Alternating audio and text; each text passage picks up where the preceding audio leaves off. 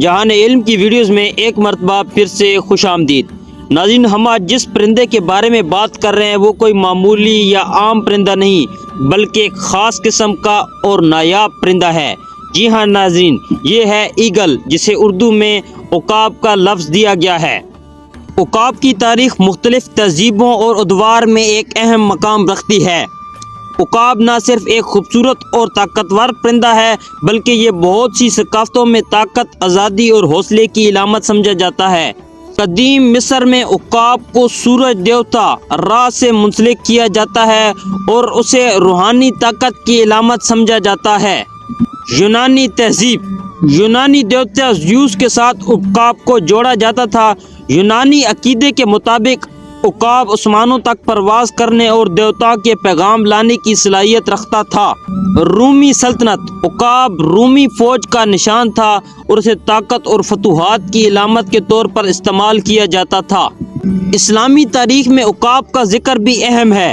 علامہ اقبال نے اپنی شاعری میں عقاب کو خودداری، حوصلے اور بلندی کی علامت کے طور پر پیش کیا۔ وہ نوجوانوں کو عقاب جیسی بلندی پرواز کا درس دیتے ہیں۔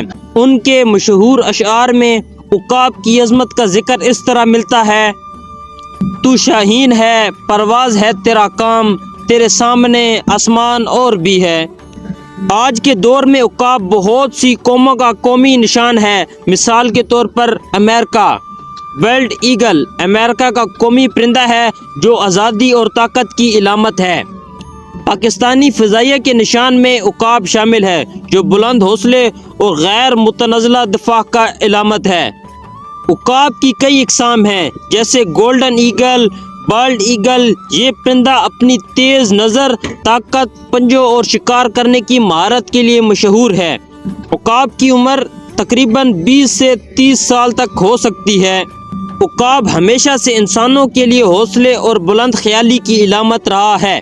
اس کی تاریخ قدیم تہذیبوں سے لے کر جدید دور تک طاقت اور آزادی کی داستانوں سے بھری پڑی ہے۔ جی ہاں ناظرین، یہ تھی آج کی ہماری ویڈیو۔